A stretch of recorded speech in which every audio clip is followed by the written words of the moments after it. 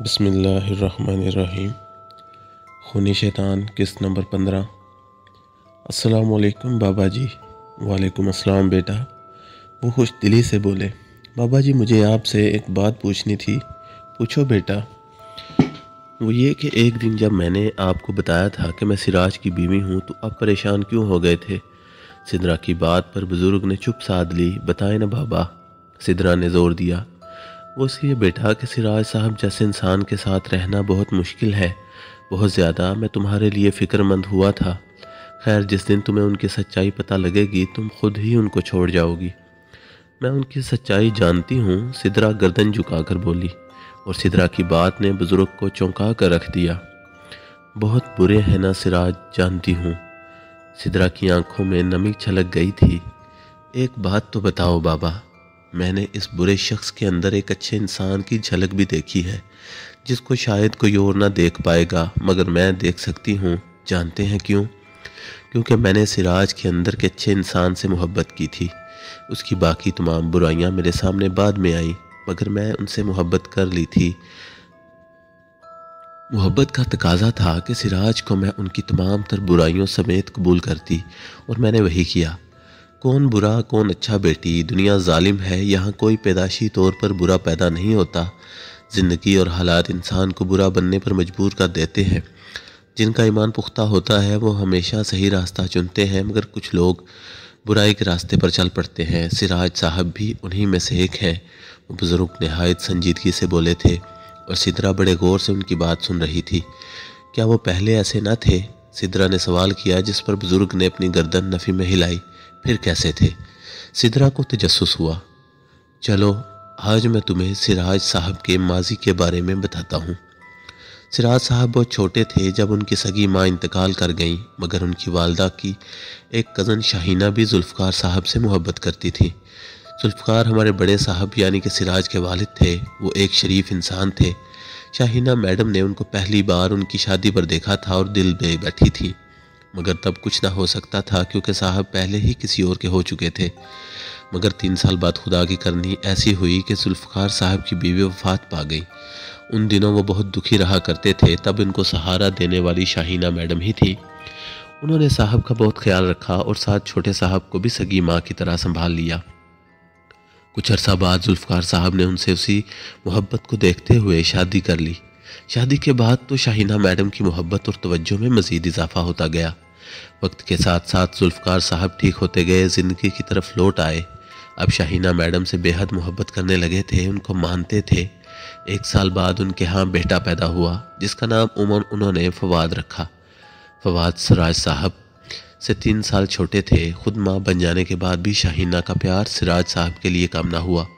सिराज साहब भी उनसे मोहब्बत करते। उन्होंने अपनी माँ को देखा तो ना था, शाहीना मैडम को अपनी माँ से बढ़कर मानते थे। यूं ही हंसी खुशी ज़िंदगी के 15 साल बीत गए। अब सिराज साहब 18 के, फवाद 15 के थे। सिराज साहब बहुत ज़हीन और ज़िम्मेदार थे, मगर फवाद साहब ना तो पढ़ाई में अच्छे थे और फजूल खर्च किस्म के नहायत गैर जिम्मेदार थे। सिराज साहब उनको समझाते मगर उन पर असर ना होता। जुल्फ़कार साहब एक कामयाब बिजनेसमैन थे। उनको अपने बड़े बेटे सिराज पर मान था, वही उनके बाद उनके कारोबार को संभाल लेगा। मगर फवाद के लिए वो हमेशा फ़िक्रमंद रहते। सिराज बेटा, तुम्हारा आज पेपर कैसा रहा? सब लोग मेज़ पर बैठे मिलकर खाना खा रहे थे। जुल्फ़कार हैदर ने अपने बेटे सिराज से पूछा। आज सिराज का पेपर था। बहुत अच्छा बाबा, सिराज ने मुस्कुराते हुए नवाला मुंह में डालते हुए बोला। अम्मी मुझे बिरयानी दे। फवाद बोला तो शाहीना ने बिरयानी की डिश उसकी तरफ बढ़ाई। हाँ खा खा तू, और मज़ीद मोटा हो जा, कोई लड़की भी नहीं देगा तुझे फिर अपनी। सिराज ने फवाद को छेड़ा। फवाद ज़रा सेहतमंद था, तभी अक्सर सिराज इसको प्यार में तंग करता रहता था।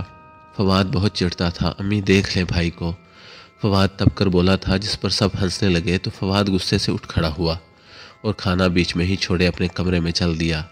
क्या सिराज, तुम भी क्यों तंग करते रहते हो उसको? देखा अब खाना छोड़कर चला गया है। जुल्फ़कार साहब बोले थे। हाँ फिक्र ना करें बाबा, मैं मना लूँगा उसको। ये कहता सिराज अपना और फवाद का खाना उठाए उसके कमरे की तरफ बढ़ गया।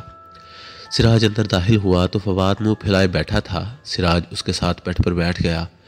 खाने पर कैसा गुस्सा, हाँ, मगर फवाद ने कोई जवाब ना दिया। अच्छा बाबा सॉरी, मगर अब खाना खा ले, अगर नहीं खाएगा तो मेरे गले से भी नवाला नहीं उतरेगा। देख फवाद, मैं तुझसे बहुत प्यार करता हूँ, तभी तुझे प्यार से छेड़ता हूँ, लेकिन मुझे पसंद नहीं। तो आज के बाद मैं ऐसा नहीं करूँगा। सिराज के मनाने पर फवाद का दिल पिघल गया। सॉरी मत करें भाई, आप बड़े हैं। ठीक है, मैं खाना खा लेता हूँ, मगर आप भी मेरे साथ खाएं। ज़रूर, क्यों नहीं मोटे। सिराज ने एक बार फिर उसको हंसते हुए छेड़ा, मगर इस बार फवाद खुद भी हंस दिया और दोनों मिलकर खाना खाने लगे। खाना खाने के बाद सिराज अपने कमरे में आ गया था। वो अगले पर्चे की तैयारी करने में मगन था कि दरवाजे की घंटी बजी। जुल्फ़कार साहब खाना खाने के बाद ऑफिस चले गए थे और शाहीना अपने कमरे में सो रही थी। फवाद हस्बे आदत कानों में हेडफोन लगाए म्यूज़िक सुनने में लगा था। काफ़ी देर हो गई, किसी ने दरवाज़ा ना खोला। सिराज खुद उठकर दरवाज़ा खोलने चल दिया। जब सिराज ने दरवाज़ा खोला तो सामने एक दोशीज़ा खड़ी थी जो लगभग सिराज की हम उम्र थी। सिराज को वो पहली नज़र में भाई, वो यकटक उसे देखे जा रहा था। हेलो, उस लड़की की आवाज़ पर सिराज होश में आया। जी आप कौन? मैं आपकी न्यू नेबर हूँ, हम लोग कल ही शिफ्ट हुए हैं। मैंने आज खीर बनाई तो सोचा हम साइगी का हक अदा कर दूँ, ले आई आप लोगों के लिए भी। सोचा इसी बहाने पड़ोसियों से मुलाकात भी हो जाएगी। ओह अच्छा किया आपने, सिराज खुश दिली से बोला। अंदर नहीं बुलाएंगे? जी ज़रूर, आए ना आप। सिराज उसको रास्ता दिया तो वो अंदर आ गई। अब सिराज उसको ड्राइंग रूम में ले आया। दरअसल उसने कल ही सिराज को उसके कमरे के टेरेस पर देख लिया था। सिराज का कमरा बलाई मंजिल पर था। उसको भी सिराज पहली नज़र में भाया था। आज उसके यहाँ आने का असल मकसद भी यही था। आप बैठे, मैं अम्मी को जगाता हूँ।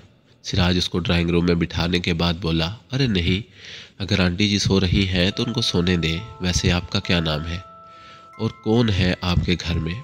वो चाहती थी इसको जो मिल गया सिराज से बात करने का मौका। चाह तो सिराज भी यही रहा था, तभी उसके बार बार मना करने पर ही बैठ गया।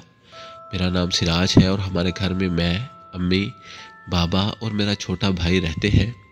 बस? गुड। आपका क्या नाम है? सिराज बोला। हीरा। बहुत प्यारा नाम है, बिल्कुल आपकी तरह। आखिरी अल्फाज बेसाख्ता ही सिराज के मुंह से निकल गए थे। जी? जिस पर हीरा ने हैरान होने की अदाकारी की, मगर उसके दिल में लड्डू फूट गए थे। ओ वो ये कुछ नहीं, सॉरी। सिराज सटपटा गया, जिस पर हीरा जोर से हंसी। उसको हंसता देखकर सिराज को भी हिम्मत मिली थी तो वो भी हंस दिया। जारी है।